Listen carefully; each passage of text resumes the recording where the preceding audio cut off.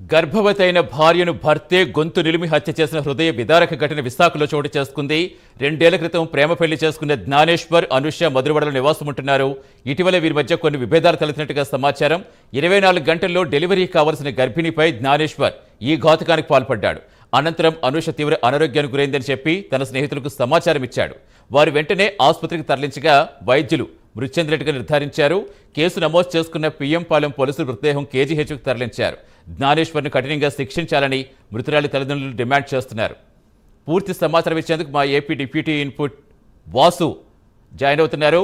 వాసు, అసలు ఏంటి, ఎలా చూడాలి? ఒకవైపు ప్రేమ పెళ్లి అని చెప్తున్నారు, మరోవైపు మరికొన్ని గంటల్లో ఆమె డెలివరీ కూడా కాబోతుంది, నిండు గర్భిణి. అసలు అంత కిరాతకంగా ఎలా చంపాడు, అసలు ఏం జరిగిందని చెప్తున్నారు? సతీష్ మధురవాడలో దారుణం చోటు చేసుకుంది. ఈ సంఘటన చూస్తుంటే అసలు మానవత్వం మంట కలిసిపోతుందని చెప్తుంది. కలకాలం అండగా ఉంటున్నటువంటి భర్త ఈ విధంగా చేయడం పట్ల వాళ్ళందరూ జీర్ణించుకోలేకపోతున్నారు.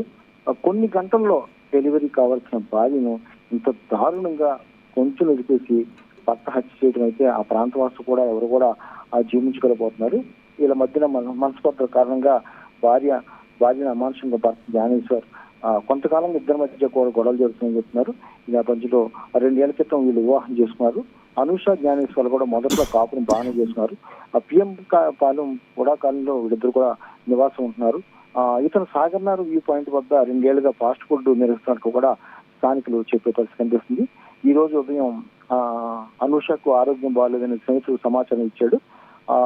వచ్చి చూసేటప్పటికి ఆమె విగత జీవిక పడటంతో ఆసుపత్రికి కూడా తరలించారు. ఈ లోపుగానే హాస్పిటల్ తరలించగానే ఆమె మృతి చెందిందని చెప్తున్నారు. కొన్ని గంటల్లోనే ఆమె డెలివరీ కాబోతుంది. ఇద్దరు కూడా ప్రేమ వివాహం, ప్రేమించి పెళ్లి చేసుకున్నారు. 2 ఏళ్ల క్రితం పెళ్లి చేసుకున్నారు. అంతకుముందు చాలా కాలం కూడా ప్రేమలో ఉన్నారు. ఏం జరిగిందో వీళ్ళ మధ్య ఎందుకు మనస్పర్ధలు వచ్చాయో అనుమానం ఏంటో తెలియదు, కానీ అనుమానంతోనే ఈ విధంగా చేశాడని ఈ ముసలాళ్ళు తరపు తల్లిదండ్రులతో ఆరోపించే పరిస్థితి కనిపిస్తుంది. ఏదైనా ఇంత కిరాతకంగా ఒక తల్లి బిడ్డ కడుపులో ఉన్న బిడ్డని కూడా భర్త ఇంత కిరాతకంగా తనకు పుట్టబోయే బిడ్డని ఇంత కిరాతకంగా చంపడం పట్ల అసలు విశాఖ భాష అయితే ఇష్టపోయే పరిస్థితి కనిపిస్తుంది. అతను కఠినంగా శిక్షించాలని ఇప్పటికే అందరూ కూడా డిమాండ్ చేసే పరిస్థితి కనిపిస్తుంది.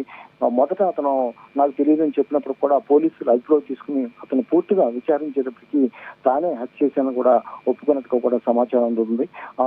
ఈ నేపథ్యంలో కేసు కూడా నమోదు చేసి పూర్తి స్థాయిలో పోలీసులు విచారణ చేపట్టారు. ఈ సంఘటన చూసిన వాళ్ళందరూ కూడా కన్నీటి పర్యంతం అవుతున్నారు. ఎందుకంటే కొన్ని గంటల్లోనే పసిబిడ్డ భూమి మీదకి రాబోతుంది.